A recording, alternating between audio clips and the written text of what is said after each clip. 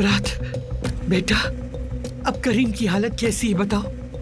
दादी जान, अभी हालत नाजुक है उसकी, चाकू दिल के करीब लगा है।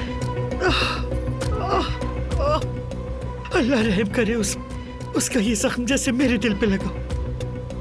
ये तो बताओ बेटा, उस लड़की का मसला क्या था, कुछ पता चला? हाँ, दिलान को जो गोली लगी थी इसमें भी उसी का हाथ था। फरहान को जब पता चला था तो उसने पुलिस को इत्तला दी थी और करीम को कहा था कि लड़की को संभालो। और जब दारिया को पता चला कि वो पकड़ी जाने वाली है तो उसने चाकू से करीम पर हमला कर दिया। ये दारिया कौन सी मखलूक है? मौत की मशीन लगती है मुझे तो। मेरी गलती है।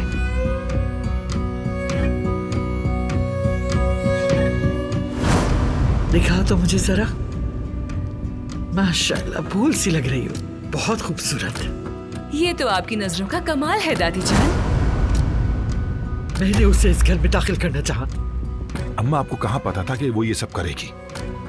एक बात कहूं बाबा, आप ही थे ना जो उस पागल लड़की से मुझे निकाह के रिश्ते में बांध रहे थे। तुम्हारी हिम्मत कि तुम मुझसे इसका जवाब मांग रहे हो? अगर पता होता तो क्या हम तुम्हें ऐसी दीवानी के साथ शादी करने देते? मुझे नजर मत आना, इससे पहले कि मुझे गुस्सा आ जाए। चले जाओ। बस करो, लड़ना बंद करो तुम दोनों। बाहर जाकर थोड़ा सांस लो, आसाब पुरसकून होंगे तुम्हारे।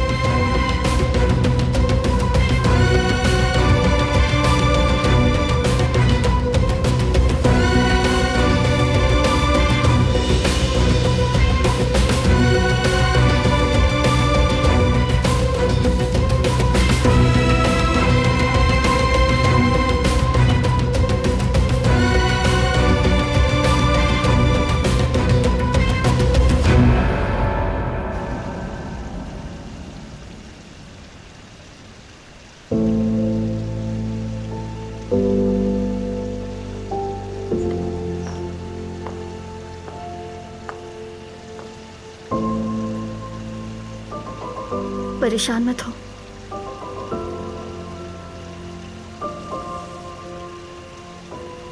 मेरे बस पे नहीं है ये सब। देखो तो हो क्या रहा है।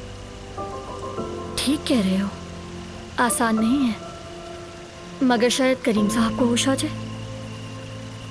शायद, लेकिन अगर होश ना आया तो? एक जिद की वजह से हमने बहुत कुछ कर डाला।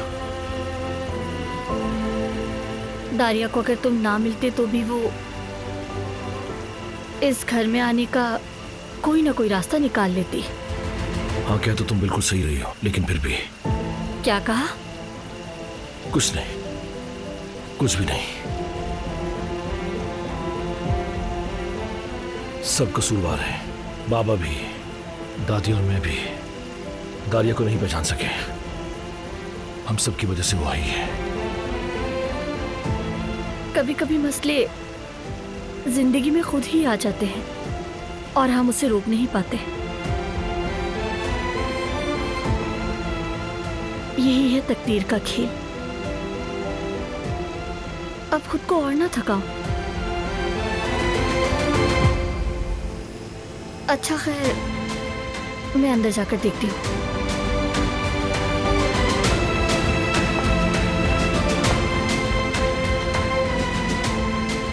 तुम बहुत अच्छी हो कुल, वाकई बहुत अच्छी हो तुम।